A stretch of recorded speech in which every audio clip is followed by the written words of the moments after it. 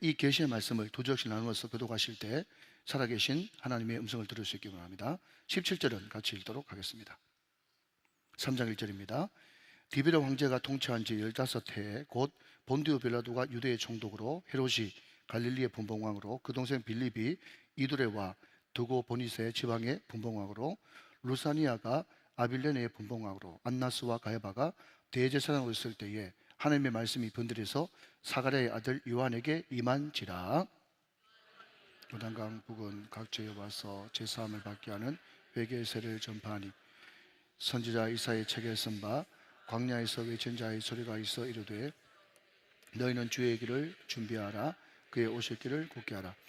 모든 골짜기가 메워지고 모든 산과 작은 산이 낮아지고 굽은 것이 곧아지고 험한 길이 평탄해질 것이요 모든 육체가 하나님의 구원을 보리라 함과 같으니라.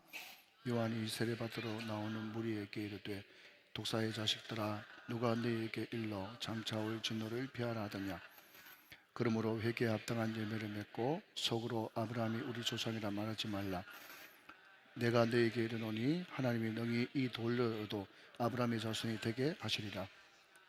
이미 도끼가 나무 뿌리에 놓였으니 좋은 열매 맺지 아니하는 나무마다 지켜 불에 던져지리라. 무리가 물으려되 그러면 우리가 무엇을 하리이까?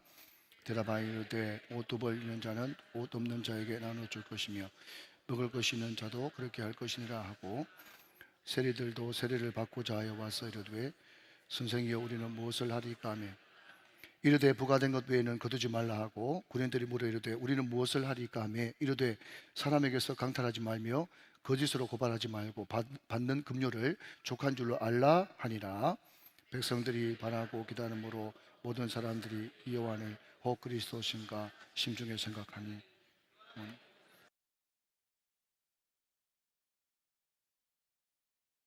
나보다 능력 많으신 이가 오시나니 나는 그의 신발끈 불교도 감당하지 못하느니라.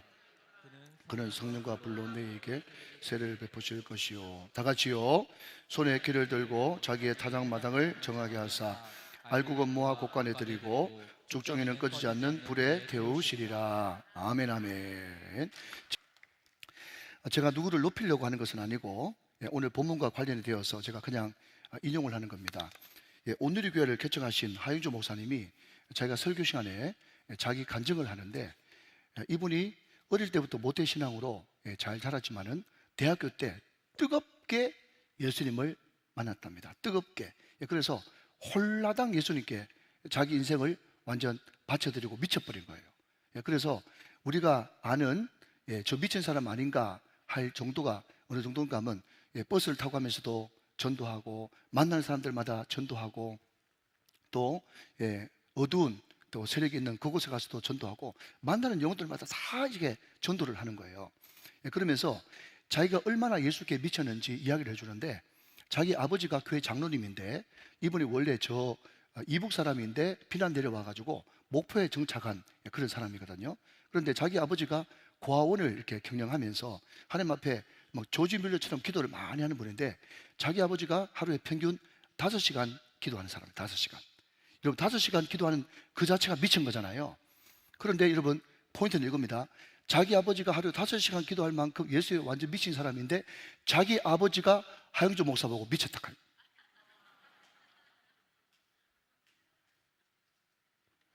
제가 그 이야기를 들으니까 너무 어마무시해가지고 야, 정말 예수는 대단한 분이구나, 그 생각을 하게 되는 것입니다. 하루에 기도를 5시간 하는데 그 기도 5시간 하는 미친 아버지가 자기 아들 보고 또 미쳤다. 그러니까 도대체 얼마나 미친 겁니까? 여러분 누가복음 1장 15절 16절 말씀을 먼저 한번 읽고 말씀을 계속 이어나가 보도록 하겠습니다. 자, 우리가 누가복음 3장이니까 여러분 앞으로 조금만 넘기면 누가복음 1장이 나오죠. 자, 여러분 볼펜 드시고 누가복음 1장 15절 16절 세례 요한에 대해서 예언을 하면서 이렇게 성경은 이야기합니다. 제가 여러분 15절을 읽을 테니까 여러분 16절을 한번 읽어주시기 바랍니다. 이는 그가 주 앞에 큰 자가 되며, 자 밑줄요. 사랑하는 여러분, 우리는 세상의 큰 자가 아니라 주 앞에 큰 자가 되어야 될 줄로 믿습니다. 주 앞에 큰 자가 되며 포도주나 독한 술을 마시지 아니하며 모태로부터 성령의 충만함을 받아 16절 시작. 이스라엘 자손을 주 곧 그들의 하나님께로 많이 돌아오게 하겠습니다. 아멘. 자, 여러분, 우리가 다 거듭일 줄 아시죠? 앞뒤 문맥을 볼 줄 아시죠? 자, 여러분, 이것을 단순화시키면 뭐가 되는가 하면 우리는 세상에서 큰 자가 되면 안 되고 주 앞에 큰 자가 되어야 되는데, 주 앞에 큰 자는 어떤 사람이 주 앞에 큰 자냐? 라고 물었더니 16절 말씀은 이렇게 이야기합니다. 다시 한 번 더 1장 16절. 이스라엘 자손을 주 곧 그들의 하나님께로 많이, 할렐루야, 많이 돌아오게 하는 자가 주 앞에서 큰 자란 말이죠. 믿으시면 아멘. 그러니까 여러분, 우리가 주 앞에 크게 되고 싶지 않은 사람들 벌떡 일어나서 나가시기 바랍니다. 여러분, 여기 앉아 계신 분은 다 주 앞에 큰 자가 되기를 원하죠? 여러분, 세상의 큰 자가 되기보다 주 앞에 큰 자 되기를 다 원하시면 그게 아멘 하시기 바랍니다. 그러니까 우리는 자꾸 성경의 모든 답을 놔두고 엉뚱한 수를 찾고 있어. 답을 내가 주 앞에서 어떻게 큰 자가 될 수 있겠습니까? 이 땅은 70이고 강건하면 80이고 많이 살아봤자 100년인데 이 짧은 점 같은 인생에 내 인생을 투자하지 않고 영원한 하나님 나라 천국, 거기가 실지고 나의 본향이고 내가 영원히 거하여서 살 곳인데, 거기서 큰 자가 진짜 큰 자인데 거기서 진짜 큰 자가 누굽니까? 라고 이야기했더니 자꾸 여러분 기도하면서 여러분 상상으로 하려고 하지 말고 말씀은 이야기하고 있잖아요. 주 앞에 많이 돌아오게 한 자가 주 앞에서 큰 자다. 그러니까 여러분, 하영조 목사가 우리 볼 때는 우리는 이렇게 생각합니다. 말씀 우리 목사님이 더 좋은데, 아멘 안 하니까 제가 되게 부끄럽네. 하영조 목사님 설교 들어보니까 뭐 밋밋한 것 같던데, 별론데, 뭐 탁월하지 못한데. 여러분, 그게 진실이 아니고 벌써부터 여러분 대학생 때부터 예수를 제대로 만났고 예수 제대로 만나가지고 홀라당 미쳤고, 홀라당 미쳤는데 그 미친 증거가 뭔가 하면 어디를 가든지 때를 얻든지 못 얻든지 주의 복음을 전해가지고 한 영혼이라도 주께로 돌아오겠다고 하는 그 중심이 죽을 때까지 멈추지 않으니까 그가 주 앞에서 큰 자가 되었단 말이죠. 사랑하는 여러분, 아무 걱정하지 마십시오. 하나님이 인정하는 자, 주 앞에 큰 자, 세상에도 인정받는 사람 되기 위해서는요, 사람들이 뭐라고 하든지 말든지 이런 거 갖춰야지, 저런 거 스펙 쌓아야지, 그런 이야기 절대로 듣지 마시고 여러분들이 예수를 제대로 만나고 예수께 홀라당 미쳐가지고 어떻게 하든지 때를 얻든지 못 얻든지 복음 전해서 그 수많은 영혼들을 주께로 돌아오게 하면 높이는 자는 하나님이 높으십니다. 먼저 그의 나라와 그의 일을 구하라. 이건 우리가 할 거. 그리하면 이 모든 것을 대주시리라. 이것은 주님이 할 거. 사랑하는 여러분, 우리가 할 거, 주님이 할 거 잘 구분하시기 바랍니다. 주님이 할 것을 가지고 우리가 막 당겨가지고 우리가 마치 할 수 있는 것처럼 하는 그게 NIBC, 나는 죽고 예수로 사는 삶이 안 됐고, 그게 땅의 사람이고 인본주의적인 사람이란 말이죠. 여러분, 제가 서두에 하인조 목사님 이야기를 꺼내면서 주 앞에 큰 자 이야기를 꺼냈습니다. 제가 왜 주 앞에 큰 자를 꺼냈는가 하면 오늘 보면 1절, 2절 말씀 보니까 세상에 큰 자가 등장하고 있거든요. 무려 7명이 등장하고 있습니다. 자, 여러분 성경 한번 확인해 보시죠. 디베랴 황제가 통치한 지 15해, 자, 디베랴 황제 등장했죠. 곧 본디오 빌라도가 유대의 총독으로, 본디오 빌라도, 헤롯이 갈릴리의 분봉왕으로, 그 동생 빌립 헤롯이 이두레와 드로고니세 지방의 분봉왕으로, 루사니아가 아빌레네의 분봉왕으로, 이 5명 등장하지 않습니까? 2절, 안나스와 가야바가 대제사장으로 있을 때에 하면서 여러분 사람 이름을 쭉 이제 기록하고 있어요. 사람 이름을 쭉 기억했다는 거 하는 말은 누가복음의 저자 누가는 의사이자 역사가입니다. 그러니까 이 말이 그냥 허황된 소설이 아니라 이 말은 팩트다, 사실이다, 역사상 있었던 일이다라는 것을 이야기하기 위해서는 가장 좋은 게 뭐겠어요? 그 당시에 왕들의 이름, 역사적 배경을 쭉 쓰면 이게 전설 따라 삼천리가 안 될 수 있겠죠. 그러니까 사람 이름을 쭉 기록한 것은 이것은 역사다, 팩트야, 거짓말 아니야, 내가 너희들 괜히 충동질 시키려고 그냥 가스라이팅 시키는 게 아니야. 그 이야기를 사람의 이름 7명을 나열함으로써 우리들에게 알려주고 있단 말이죠. 자, 여러분 잠시 지도 한번 보시겠습니다. 지도 큐. 자, 여러분 이 지도를 여러분한테 왜 제가 준비를 했는가 하면 그냥 1절 2절을 쭉 읽으면 이게 도대체 무슨 말인지 잘 몰라요. 근데 자, 1번 보면 디베로 가이사가 나오지 않습니까? 디베로, 세상 역사에서는 티베리우스. 자, 로마의 1대 황제는 가이사 아우구스투스, 양 아들이 티베리우스. 그러니까 로마 제국의 2대 황제가 디베라인데, 디베라의 15년 다스릴 때에 로마 제국 전체는 누가 다스렸어요? 누가 다스려서 디베라 황제가 다스렸고요. 그리고 자, 이스라엘 지도만 보면 원래 헤롯 아켈로라고 하는 사람이 이제 지금 여기 있는 2번 본디오 빌라도, 유다 사마리아 이쪽을 다스렸는데, 이 사람이 너무 무능한 바람에 그냥 로마 본국에서 뺏어가지고 유다 지방, 사마리아 지방, 여기는 우리 로마가 직할 해가지고 총독을 파송했습니다. 헤롯 아킬레오를 내리고 총독을 파송했는데, 총독 이름이 뭐라고요? 우리가 사도신경을 날마다 고백하는 시작 본디오 빌라도가 여기 로마 지경으로 들어가 있단 말이죠. 자, 여러분 보시는 갈릴리 서쪽, 저쪽에는 누가 다스린가 하면 헤롯 안디바가 다스렸고, 혹시 여러분 미술하는 사람들 이게 대상이라 그러나요? 할 때 아그리빠 아십니까? 아그리빠, 이게 원래 헤롯 아그리빠거든요. 근데 그 헤롯 아그리빠가 헤롯 안디바의 조카입니다. 그래서 헤롯 안디바 다음에 결국 헤롯 아그리빠 이제 조카가 저 지역을 이제 차지하게 되었고요. 자, 오른쪽에 보시면 거기에 헤롯 빌립, 그러니까 갈릴리 쪽에서 동쪽, 저기가 헤롯 빌립이 다스리고 있었고, 자, 여러분 마지막 5번에 루시니아라고 하는 분봉왕이 나오는데, 이 루시니아라고 하는 사람은 이 누가복음에만 딱 한 번 등장하는 굉장히 역사적으로는 귀한 사료입니다. 그러니까 누가복음이 굉장히 주는 그런 역사의 귀한 자료 중에 하나예요. 그런데 성경에 딱 한 번 나옵니다. 루시니아, 거기에 아빌레네의 지역인데, 이 아빌레네라고 하는 저 지역이 지금으로 말하자면 시리아, 시리아의 수도는 다마스커스, 다메섹, 다메섹 그 근처에 있는 나라가 루시니아라고 하는 저 지역입니다. 이 사람들이 로마 황제, 총독, 분봉왕으로 있을 때, 이게 이제 1절인 거예요. 자, 대충 알으셨죠? 그죠? 자, 2절에 보니까, 여러분 2절에 보니까 안나스와 가야바가 나옵니다. 안나스는 장인, 가야바는 사위입니다. 안나스가 역사가들에 의하면 나쁜 짓을 해가지고 로마 이 제국에 의해 가지고 해임됐는데 그럼에도 불구하고 유대 율법 토라로는 제사장이 종신이요, 중간에 갈릴 수 있어요. 종신입니다. 종신. 그러니까 유대 율법으로는 종신이기 때문에 그냥 로마에서 해임됐기 때문에, 로마 시민주로 있었기 때문에 안 할 수는 없고, 그래서 자기 사위 바지 제사장을, 대제사장을 샀는데, 바지 대제사장이 누군가 하면 가야바 사이고, 실질적으로 대제사장은 누구다? 대제사장 장인 안나스다라고 하는 겁니다. 자, 이제 쭉 설명을 다 했고 제가 결론 한 줄로 평합니다.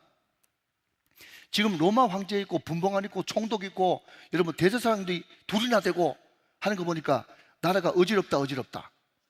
나라가 굉장히 혼란스럽고 어지러운 때에, 이때 하나님의 말씀이 세례요한에게 임했고, 그리고 세례요한이 주의 길을 평탄하고 난 다음에 메시아 예수님이 오셨다. 지금 그 이야기를 하고 싶은 겁니다. 자, 여러분 다시 돌아가면, 여러분 오늘 이 1절에 나오는 5명의 분봉왕하고 황제, 총독, 그리고 2절에 나오는 대제사장 가야바와 안나스, 이 사람들은 그 당시에 모든 사람들한테 나가서 물어보면 지금 이스라엘의 대제사장이 누구야? 그러면 가야바, 안나스. 그리고 로마 황제 누구야? 하면 디베료, 본디오 빌라도 다 알 거예요. 근데 만약에 여러분 제가 바깥에 나가가지고 지나가는 사람들한테 혹시 선생님 디베료 황제 알아요? 디베료? 물어본다고 치십시다. 디베료 황제 알아요? 물어보면 여러분 생각할 때 우리 명천동 앞에 지나가는 사람들 중에 디베료 황제 아는 사람 몇 명 될 것 같아요? 난 10% 되겠나? 10%도 많이 잡아준 거예요. 그런데 지나가는 사람들한테 혹시 요한 들어보셨어요? 요한? 그러면 그 사람들이 뭐라고 그러겠어요? 여러분 빨리 제 편 들어주셔야죠. 여러분 사람들이 디베료를 많이 알겠어요? 세례 요한을 많이 알겠어요? 세례 요한을 많이 한단 말이죠. 그러니까 결국 여러분 끝에 잘 되는 것이 진짜 잘 되는 거거든요. 이 말씀을 드리는 이유가 뭐죠? 우리는 세상의 큰 자가 되려고 그렇게 노력하지 말고 하나님 앞에 잘 되는 것이 끝이 잘 되는 것이 진짜 잘 되는 것이니 우리는 끝이 잘 되는 인생을 선택하자. 여러분, 이게 위로부터 난 사람들의 당연한 가치관과 삶의 형태입니다.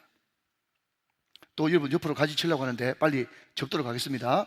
자, 그런데 그 세례 요한이 어떤 사람이었기에 하나님 앞에 큰 자가 되었냐? 두 번째예요. 자, 여러분 2절 말씀 보면요, 안나스와 가야바가 대제사장으로 있을 때에 하나님의 말씀이 빈들에서 사가랴의 아들 요한에게 임했다 그랬어요.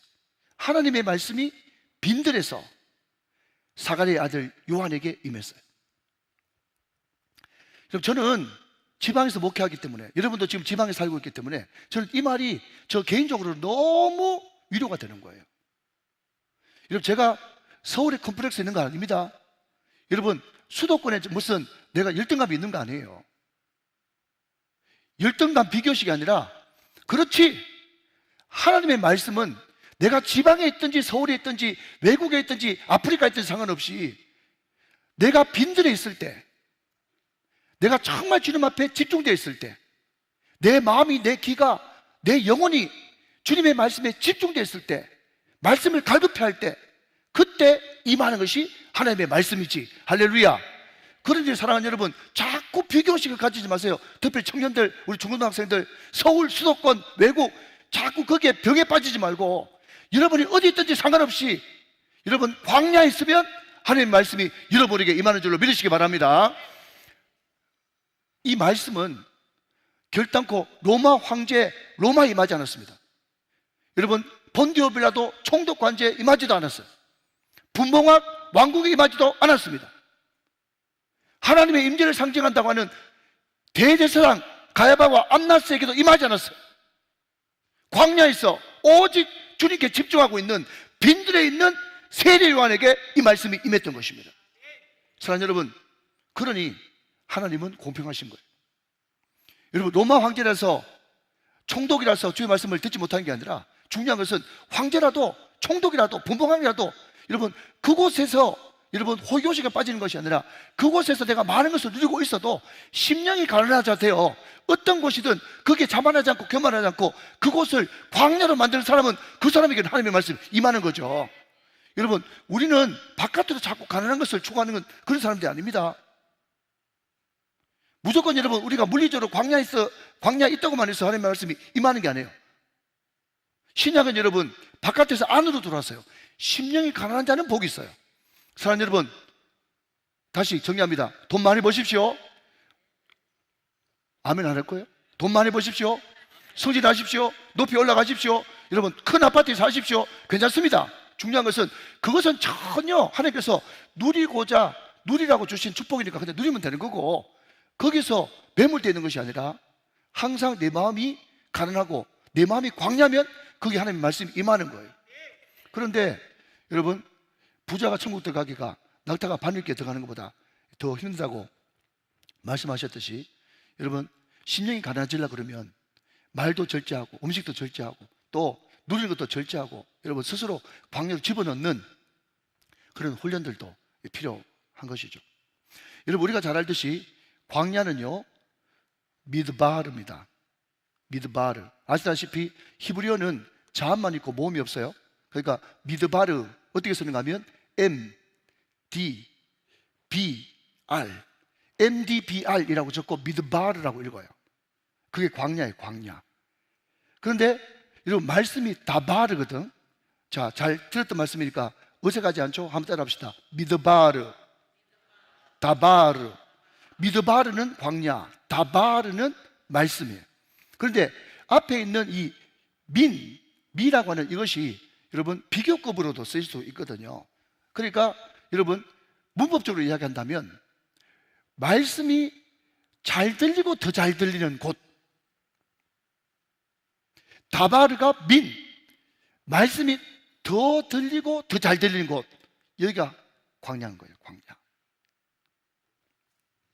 하나님이 때로는 우리에게 많은 것을 주셔서 풍성하게 하시고 누리게 하시지만, 때로는 말씀이 더 잘 들리고 더 잘 들리기 위해서 때로는 건강도 뺏어가시고 물질도 뺏어가시고 또 사업이 안 될 때도 있고 여러 가지 여러분 이런저런 모양으로 광야로 우리를 내모실 때가 있어요.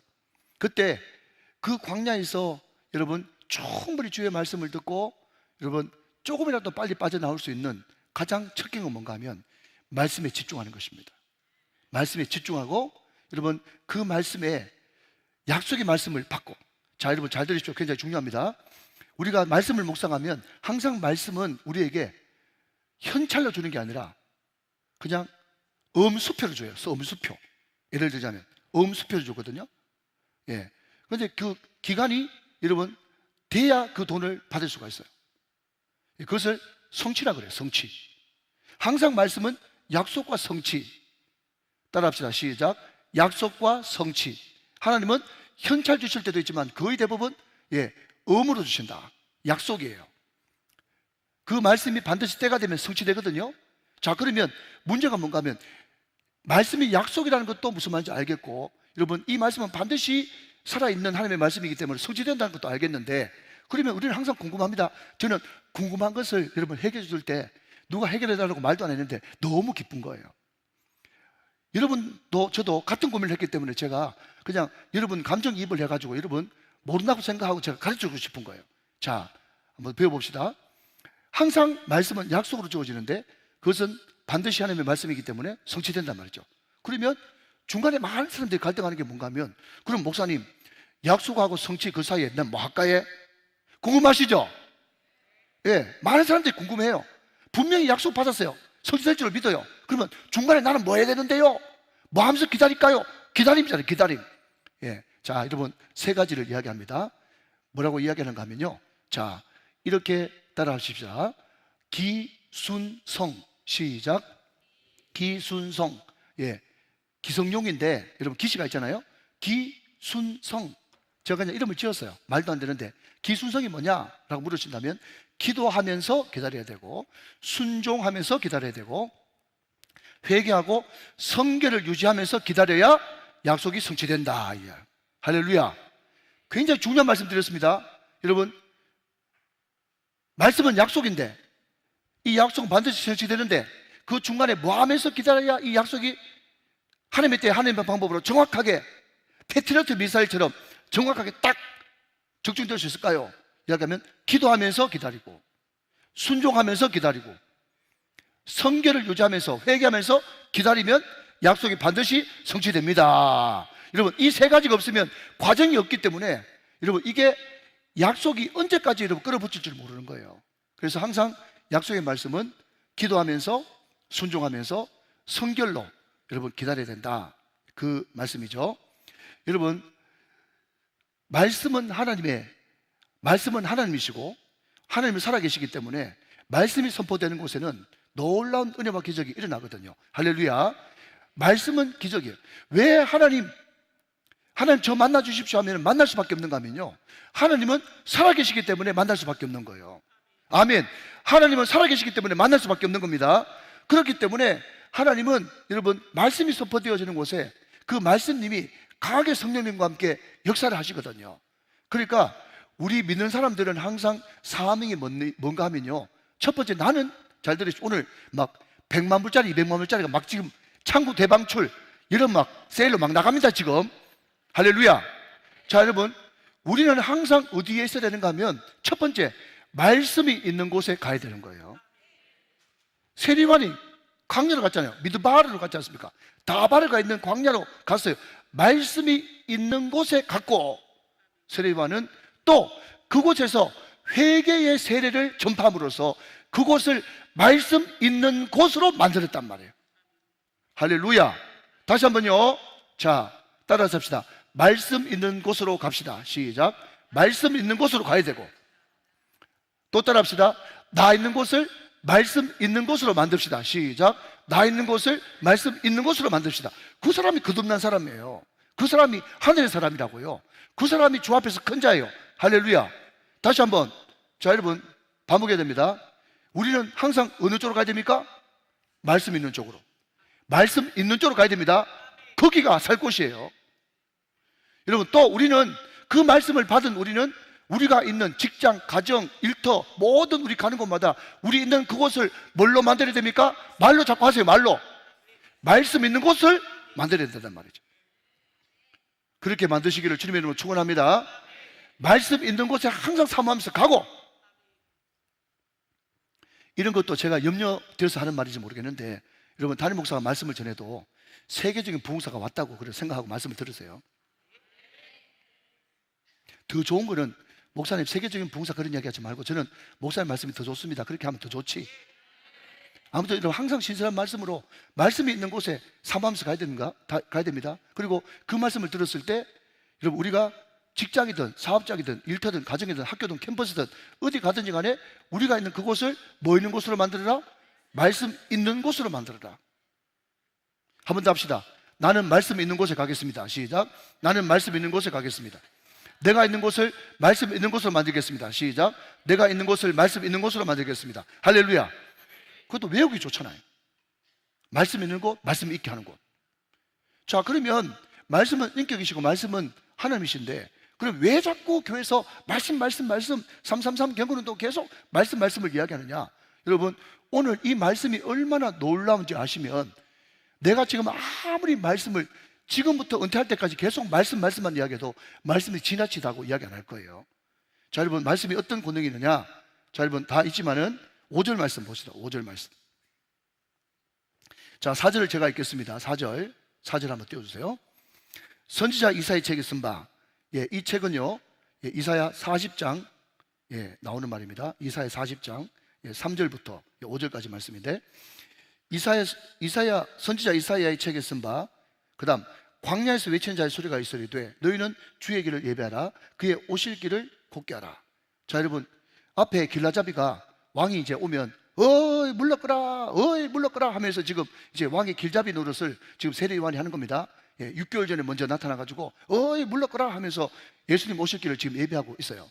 자, 그런데 그 예수님이 오셔서 여러분 말씀을 선포하면 어떤 일이 벌어지느냐? 5절 말씀 보세요. 첫째, 모든 골짜기가 메워지고 동그라미.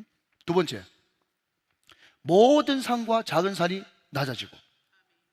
세 번째, 굽은 것이 곧아지고 험한 길이 평탄하여 질 것이다. 할렐루야. 자, 여러분 저를 보십시오. 여러분 저는 인간적으로 신앙생활을 할 때 내가 무슨 상처가 있겠느냐, 내가 무슨 이제 쓴뿌리가 있겠냐 생각했는데, 저도 상처가 있고 저도 손뿌리가 있는 걸 보면 오늘 이 자리에 있는 우리 중고등부 친구들 뿐만 아니라 여기 있는 모든 분들이 이런저런 모양으로 인생을 이만큼 살면서 나도 모르게 움푹 패인 상처와 아픔과 고통과 쓴뿌리 다 있어요. 다 있어. 인정하시면 아멘. 그런데 말씀이 성령과 함께 증거되어지면 그 말씀이 뭐라고요? 모든 골짜기를 메워주는, 상처와 아픔을 메워주는 역사가 말씀을 통해서 나타난단 말이죠. 사랑하는 여러분, 오늘 이 말씀과 이 기도를 통해서 여러분의 모든 상처가 메워지는 역사가 일어나게 되시기를 주님의 이름으로 축원합니다.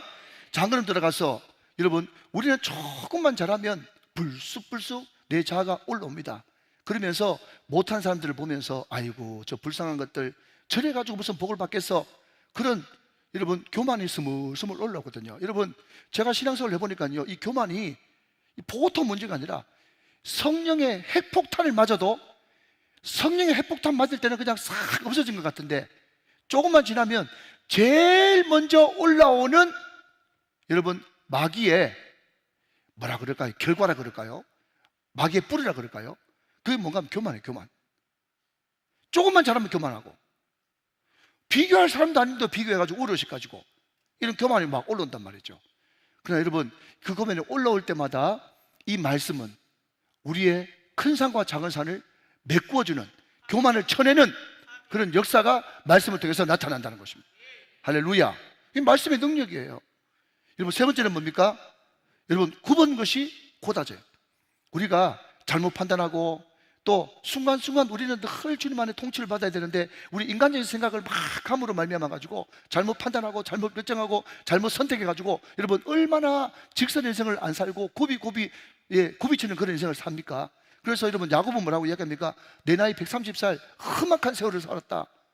여러분 자기 아들 요셉은 30대 가지고 연단 빠질 거 다 받고 직선 인생, 고든 인생을 살아가는데 야곱은 그냥 그때마다 인간적인 생각을 다 함으로 말미암아가지고 그 인간적인 잘못된 판단이 우리로 하여금 길을 굽어지게 만들지 않습니까? 그런데 말씀이 제대로 선포되어지고 그 말씀에 아멘으로 기도하고 순종하고 성결하기로 결정하면 그 굽은 길이 곧아지는 역사가 일어나는 줄로 믿으시면 아멘 하시기 바랍니다. 그래서 이 말씀이 얼마나 대단한 거예요. 그리고 험한 길이 평탄하여 질 것이다. 여러분, 제가 얼마 전에 새벽에 우리 소병재 목사님이 옛날 군대에 있을 때 이제 그 이야기를 해줬잖아요. 기억나시는 분 아시죠? 무슨 이야기를 했습니까? 목사님이 이제 그 전방에서 근무를 하는데 그때 뭐 비가 많이 왔다든가 눈이 많이 왔다든가 그래가지고 이제 부대로 올라가는 길이 완전 움푹움푹 패여가지고 이제 계속해서 이제 올라갔다 내려왔다 모든 짐 오면 그것을 그냥 사람이 다 내려와가지고 지고 올라가고 그렇게 해야 되는 그런 고통의 6개월을 보냈는데 그때 이상한 소리가 들려오는데 사단장이 자기 부대를 방문한다는 거예요. 사단장이. 그러니까 여러분 갑자기 방문하니까 뭐 어떻게 하지 싶었는데 여러분 사단장이 옮기라 그러면 산도 옮기는 거 아시죠? 좀 웃어주세요. 사단장이 옮기라 그러면 산도 옮겨요. 산도.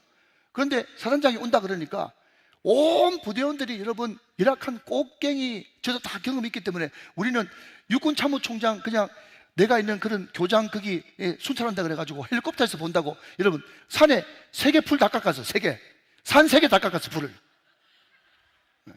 그냥 헬리콥터에서 이렇게 보는데 산 다 깎았다니까. 산을. 여러분 군인들 얼마나 무서운 줄 알아요? 여러분 대학 중에 최고의 대학은 군대예요. 줘요. 그러니까 여러분 몇 시간 만에 그 길을 평탄을 딱 했는데 6개월 동안 길 평탄하게 못하는 것을 사단장 오신다 그러니까 여러분 몇 시간 만에 싹 다 험한 길을 평탄케 해버리는 거예요. 그러니까 일할 때는 막 입이 이만큼 나오고 너무 힘들었는데 나중 돼가지고 6개월 동안 중단된 황금마차가 올라오니까 황금마차가 뭔지 모릅니까? 여러분 돌아다니는 PX PX가 6개월 동안 길이 안 좋아가지고 못 왔는데 그죠? 평탄 작업을 해놓으니까 6개월 만에 황금마차가 그 길로 올라오는 거예요. 사랑하는 여러분 우리가 그분을 왕으로 인정하면 험한 길이 평탄케 되어지는 역사가 일어나는 것입니다. 말씀은 하나님이시고 말씀은 예수님입니다. 말씀님 내 심령 가운데 얼마든지 운행하여 주옵소서. 여러분 그런 마음으로 순종하면서 말씀을 들을 때 여러분 나의 이 울퉁불퉁했던 그 모든 길들이 여러분 험한 길이 평탄해지고 고든 길이 되어지는 놀라운 역사가 일어난 줄로 믿으시면 아멘 하시기 바랍니다. 여러분 광야에서 외치는 세례요한의 말씀, 회개의 말씀, 이 말씀을 전하니까 다시 한번 더 첫 번째 모든 골짜기가 메워지고 모든 산과 작은 산이 낮아지고 굽은 것이 곧아지고 험한 길이 평탄하여 질 것이요. 자 여러분 6절 말씀 시작. 6절 시작. 모든 육체가 하나님의 구원하심을 보리라 함과 같으니라. 여러분 모든 육체, 많은 육체가 아니에요. 모든 육체. 모든 육체는 뭐죠? 제가 공부를 해보니까 모든 육체 안에 이스라엘도 들어가고 이방인도 들어가고 여러분 이 말씀이 선포되어질 때 이 말씀이 열방으로 퍼질 때에 이방인들도 예수를 믿고 모든 육체가 하나님의 구원을 보는 놀라운 역사가 일어나는 줄로 믿으시면 아멘 하시기 바랍니다. 할렐루야. 이 요한이 여러분 전간 이 말씀의 핵심은 죄사함을 얻게 하는 회개의 말씀이 있어요. 죄사함을 얻게 하는 회개의 말씀. 자 여러분 7절 봅시다. 7절 요한이 세례받으러 나오는 무리에게 이르되 독사의 자식들아 누가 너에게 일러 장차 올 진노를 피하라 하더냐 그랬습니다. 자 여러분 우리가 인정하든 인정하지 않든 말씀이 내 안에 들어오지 않고 우리가 하늘로부터 거듭나지 않고 우리 자연인 그대로 살면요 그 사람이 아무리 좋은 환경에 살아도 그 사람이 아무리 똑똑하고 공부를 많이 해도 그 안에는 독이 들어가 있어요. 그 안에는 독이 들어가 있어요. 모든 사람들 예수 안 믿는 사람들은 독사의 자식들이야. 뭐 인정 안 해도 상관없어요. 근데 여러분 이 독사 안에 있는 이 독이 어떤 독인가 하면 남도 죽이고 자기도 죽는 독이야. 인정하시면 아멘. 여러분 예수 안 믿는 사람한테는 그런 독이 있습니다. 성경은 여러분 실존을 파헤치는 거룩한 책이에요. 그런데 특별히 그때 세례를 받으러 나온 유대인들한테 세례요한이 죄사함을 얻게 하는 이 회개의 세례를 세례의 말씀을 전파하려고 독사의 자식들 하면서 여러분 돌직구를 날렸습니다. 그런데 왜 그들이 독사의 자식들이냐라고 이야기한다면 여러분 그 다음 절 8절 말씀, 그러므로 회개에 합당한 열매를 맺고 속으로 아브라함이 우리 조상이라 말하지 말라. 내가 너에게 이르노니 하나님이 능히 이 돌들로도 아브라함의 자손이 되게 하시리라 그랬어요. 그 사람들이 회개하라 그래도 회개를 안 해요. 네 안에 독이 있다 그래도 나는 독 없다 그래요. 네 왜 도대체 회개 안 하는데? 여러분 이걸 지난번에 말씀드렸습니다. 또 이거를 여러분 우리가 거울로 보지 않고 유리로 보면 우리는 회개할 게 아무것도 없어요. 우리는 항상 말씀을 거울로 봐야 된단 말이에요. 거울로. 우리 안에 다 나를 죽이는 독, 남을 죽이는 독이 다 있어요. 네 독 있다 그래도 회개를 안 해요. 왜 회개 안 하냐 물어봤더니요, 우리 조상 아브라함인데 그렇게 이야기한다는 거예요. 여러분 오늘 한 말씀이 여러분 다 인간적인 말씀이었고 말씀 그대로예요. 우리 조상 아브라함인데, 우리 할아버지 일제시대 때 순교했는데, 우리 아버지 6.25 때 감옥 갇혔는데, 우리 작은아버지 목사인데, 더 이상 설명 안 합니다. 유대인들이 딱 가지고 있었던 생각, 그 생각이에요. 우리 아버지 장로인데, 나 목사인데,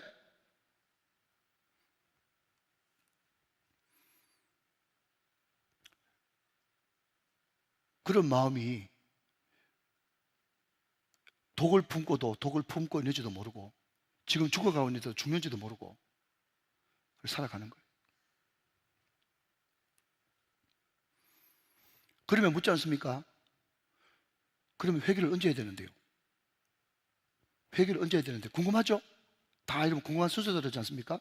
자, 여러분 회개를 언제 해야 되는지 물으신다면 여러분 9절 말씀 보세요. 9절 동그라미, 이미 도끼가 나무 뿌리에 놓였으니 좋은 열매를 맺지 아니한 나무마다 찍혀 불에 던져지리라. 자, 여러분 회개를 언제 해야 되는 겁니까? 지금. 다른 말로 즉시 바로 해야 되는 거예요. 제가 늘 이야기하잖아요. 우리 울산은 시내버스를 잘 안 타니까 그런 경우가 잘 없어도 여러분 서울이나 아니면 여러분 부산이나 대구나 시내버스가 잘 되는 데는요, 그냥 버스 타고 가다가 지하철 타고 가다가 내 잘못한 것이 생각났어. 오늘 집에 가서 회개할까? 오늘 교회 가서 회개할까? 오늘 저녁에 금요기도 있네. 금요기도에 가서 회개할까? 교회 오지 마세요. 바로 여러분 버스 손잡이 잡고 회개하세요. 회개는 즉시 하는 것입니다. 회개는 즉시 해야 돼요. 지금 right now, 지금 해야 돼요. 지금 하는 것이 회개입니다. 그러면 여러분 궁금하지 않습니까? 그러면 뭐 어떻게 해야 회개가 되는데요? 어떻게 해야 회개? 또 궁금하시죠? 어떻게 해야 회개되는데요? 자, 그러니까 여러분 10절 보시면 무리가 물어 이르되 그러면 우리가 무엇을 하리까? 이 질문은 참 좋은 질문이에요. 여러분 모르면 무조건 물어봐야 돼요. 예수님께. 그러면 우리가 지금 회개해야 되는데, 우리가 아브라함의 육신의 자손 아브라함이 우리 조상이라고 자랑만 했는데 우리가 지금 죽게 됐다고 하니, 회개해야 된다고 하니 우리가 무엇을 해야 되겠습니까? 이렇게 물어요. 그때 여러분 세 분류의 사람이 나옵니다. 하나는 무리, 두 번째는 세리, 세 번째는 군인, 세 분류의 사람이 나옵니다. 이때 당시에 이 사람들이 이제 회개의 주 대상이었고, 이 사람들 다 합치면 우리라고 할 수도 있는 거예요. 자, 여러분 10절 다시 한번 봅시다. 10절. 자, 여러분 10절을 여러분이 한번 읽어주세요. 시작. 무리가 물어 이르되 그러면 우리가 무엇을 하리까? 제가 11절 대답합니다. 대답하여 이르되 옷 두 벌 있는 자는 옷 없는 자에게 나눠줄 것이요 먹을 것이 있는 자는 짓는 자도 그렇게 할 것이니라 하고 그랬어요. 자, 여러분 제가 굳이 헬라어를 제가 말씀드리지 않겠습니다만은 헬라어에 옷을 이야기하는 단어가 두 가지가 있어요. 하나는 속옷, 하나는 겉옷. 예, 두 가지가 있거든요. 근데 여러분 그냥 홀짝이니까, 확률 50%니까 여러분 제가 충분히 설명했으니까 한번 맞춰보세요. 여기서 두 벌 옷 가진 사람은 한 벌 나눠줘라, 라고 하는 그 옷은 속옷이요, 겉옷이요? 속옷이요, 겉옷이요? 속옷이요, 속옷. 속옷이에요. 그러니까 내 지금 겉옷 입고 있지 않습니까? 예, 겉옷 입고 있는데 이거 한 벌밖에 없는데, 여러분, 하나님은 그렇게 하시는 분이 아니에요. 너 겉옷 한 벌밖에 없는 거 그럴 수 있다. 그런데 속옷은 최소한 두 벌 있지 않니? 그거 한 벌 나눠줘. 제가 여러분 말씀드립니다. 제 최고하고 비슷한 분들, 예, 선착순 한 명 받습니다. 저희 집 사람이 최근 들어서 속옷을 두 벌 사왔어요. 예, 속옷을 두 벌 사왔기 때문에 혹시 한 벌 필요하신 분들 완전 A급으로, 예, 제가 드릴 수 있습니다. 한 벌 나눠 드릴게요. 예. 여러분, 중요한 것은 뭔가 하면요, 중요한 것은 우리는 회개, 그러니까 물론 여러분 하나님 앞에 감정적으로 또 지식적으로 내 잘못을 알고 감정적으로 슬퍼하고, 여러분 회개가 그 유명한 메타노이아 아닙니까? 메타노이아가 두 단어의 합성인데, 메타노이아가 뭔가 하면은 방향을 바꾸다, 생각을 바꾸다, 이런 뜻이거든요. 바꾸는 게 회개예요. 바꾸는 게. 그러니까 우리는 자꾸 회개 그러면 자꾸 교회 와가지고 눈물만 흘리는 거로 생각하는데 그것도 회개 맞아요. 그런데 오늘 특별히 여러분 무리들에게, 세리에게, 군인들에게 이야기하는 이 회개는 어떤 회개인가 하면 이웃 앞에서의 삶의 방향을 바꾸는 회개, 이웃 앞에서의 회개를 이야기하고 있는 거예요. 그러면서 옷 두 벌 있으면 속옷이라도 한 벌 나눠주라. 네 먹는 거 나눠줄 수 있잖아. 삶의 방향을 바꾸고 삶의 태도를 바꾸는 거, 이게 회개야. 이게 메타노이아야. 그렇게 이야기를 하고 있다는 거죠. 자, 여러분, 적절한 예는 아닌데 여러분의 이해를 돕기 위해서 제가 예를 하나 들어봅니다. 무슨 이야기인가 하면, 이번에 우리 몽골팀이 갔어요. 몽골팀이 갔는데 예를 들어서 우리가 거기에 이제 나눠주는 선물을 예를 들어서 한 2천만 원치 사갔다고 치십시다. 자, 이해되셨죠? 여기까지 2천만 원 사갔어요. 거기 물품이 많아요. 예, 거기에 예를 들면 뭐 10만 원짜리도 있고 5만 원짜리도 있고 3만 원짜리도 있고 뭐 1,000원짜리도 있어요. 그런데 예를 들어서 우리가 공금으로 회비를 내가지고 또 교회에서 지원해가지고 3천만 원치 물건을 사갔는데, 잘 들어보십시오. 3천만 원치 물건을 사갔는데, 제가 만약에 리크레이션을 인도하면서 네, 우리 조정호 집사님 지금 방금 맞춘 그 친구한테 10만 원짜리 선물 2개 주세요. 그렇게 이야기할 때 말이죠, 집사님 줄래요, 안 줄래요? 주죠. 당연히 주죠. 근데 우리 집사님이 절대로 그럴 분이 아닌데, 갑자기 저한테 한참 레크레이션을 재밌게 인도하고 있는데, 그냥 예를 드는 겁니다. 조 집사님한테, 집사님 지금 방금 맞춘 친구, 그 친구한테 10만 원짜리 물건 선물 2개 주세요. 그렇게 이야기하는데, 한참 내가 레크레이션을 진행하고 있는데 손을 버덕 떨더니, 목사님 너무 큰 거 아닙니까? 그 맞춘 거에 비해서 너무 큰 거 아닙니까? 그 낭비 아닙니까? 이래버리면 얼마나 여러분 분위기가 삭막해지겠어요. 그냥 적절한 예는 아니라고 제가 말씀드렸어요. 제가 무슨 이야기를 하고 싶은가 하면, 여러분 거기 3천만 원치 모여있는 그 물건이 다 하나님의 것이기 때문에 그냥 하나님께서 주라, 앞에서 인도자가 주라 그러면 아끼지 않고 그냥 주잖아요. 자, 대답하셔야 됩니다. 주죠. 줍니다. 왜 그러냐면 내 거 아니고 다 하나님의 것이라고 생각하기 때문에 주는 거예요. 그런데 옷 두 벌, 속옷 두 벌 있어요. 내가 가죽 잠바가 2개 있다고 치더라도 내 거라고 생각하니까 주다 그러면 속옷 한 장도 못 주는 거예요.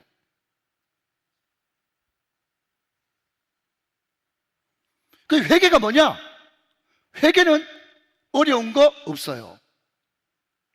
내가 가지고 있는 물질, 내가 가지고 있는 시간, 내가 가지고 있는 건강, 내가 가지고 있는 뭐 어떤 것들라도 그 모든 것들이 다 내 것이 아니고 주님 거라고 생각하면 줄 수 있는 거예요. 이게 이웃을 향한 회개예요. 내 거라고 생각하기 때문에 못 주는 거예요. 사랑하는 여러분, 하나님 왜 시간을 주셨냐? 왜 물질을 주셨냐? 좀 어려운 말로 하면 그거 가지고 관계 맺으라고 주신 거예요. 하나님께서 내 시간을 관계 맺는데, 내 물질을 관계 맺는데 쓰라고 주신 거라고요. 그 관계 맺으면 뭐 할 건데요? 많은 사람을 주께로 돌아오게 하려고 하는 거예요. 많은 사람을 주께 왜 돌아오게 해야 되는데, 우리는 궁극적인 목적이 주 앞에서 큰 자기 때문에 그런 거예요. 할렐루야. 다 맞아 떨어지는 거예요. 기가 막힌 거예요, 여러분. 여러분 12절 보십시오. 세리들도 세리를 받고자 하여 와서 이르되 선생이여 우리는 무엇을 하리이까? 그렇게 하겠어요? 13절 말씀 시작. 이르되 부과된 것 외에는 거두지 말라 하고. 여러분 저를 보십시오. 하나 더 말씀드릴 것은, 여러분 지금 너희들이 은혜 받고 예수님 뜨겁게 만났다고 직장 그만두라고 그랬어요. 직장 열심히 다니면서 네 원래 맡겨진 그 직무를 열심히 하라고 그랬어요. 여러분 성경은 절대로 극단이 아닙니다. 우리는 뭐 은혜 받았다 그러면 다 그만둬야 되는 줄 생각하는데, 여러분 염려하지 마세요. 회개가 뭐냐? 회개는 모든 것이 제자리로 돌아가는 거예요. 인간적인 생각이 개입해가지고 막 굽어져 있는 그 모든 것들이 다 제자리로 돌아가는 것.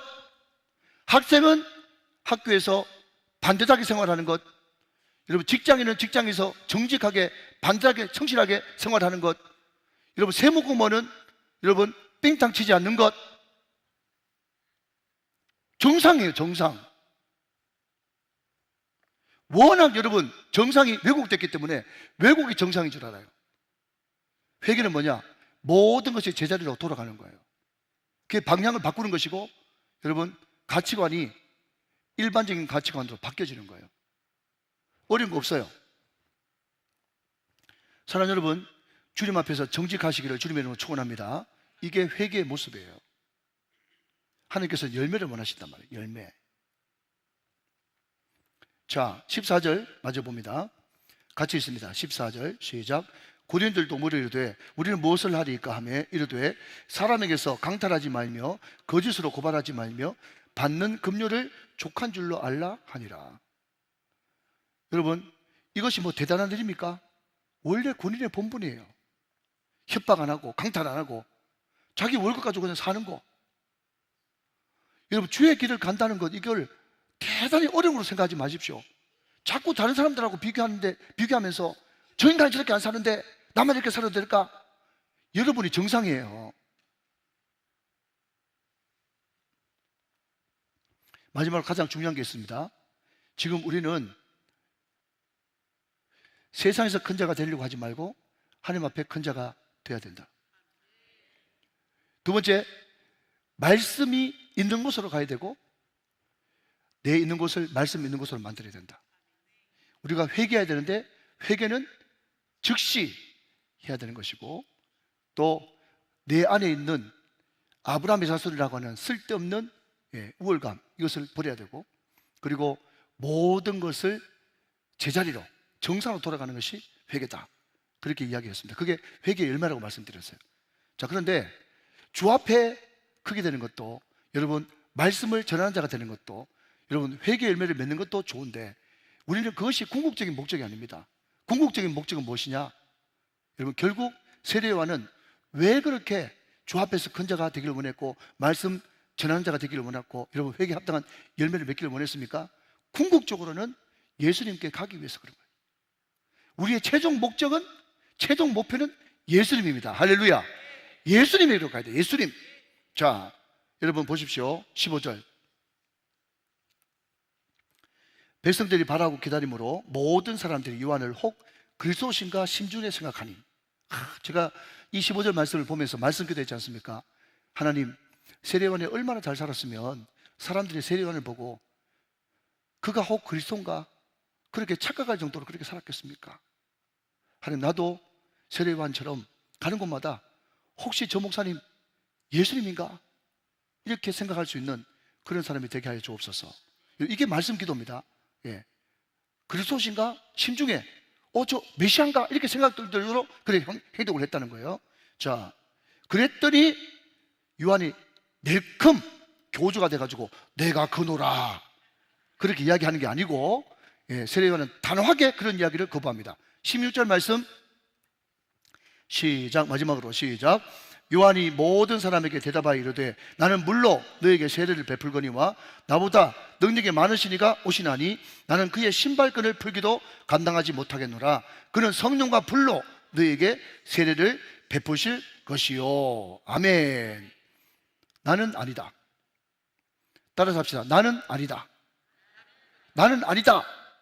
그게 NI 아닙니까? 뭐냐? 그러면 그리스도. Not I, but Christ. 나는 아니고 오직 그리스도. 나는 그의 신들 베풀기도 감당치 못하겠고, 내 뒤에 오시는 나보다 능력이 많으신데 나는 물론 너희들에게 회개의 세례를 주지만은, 회개의 세례를 줄 뿐이지만 내 뒤에 오시는 분은 성령과 불. 그러면 다른 게 아닙니다. 성령과 불 한 세트입니다. 성령과 불. 불은 뭡니까? 성령의 임재도 나타나지만 그 말씀, 그 복음을 받아들이지 않을 때 그 불은 심판이에요.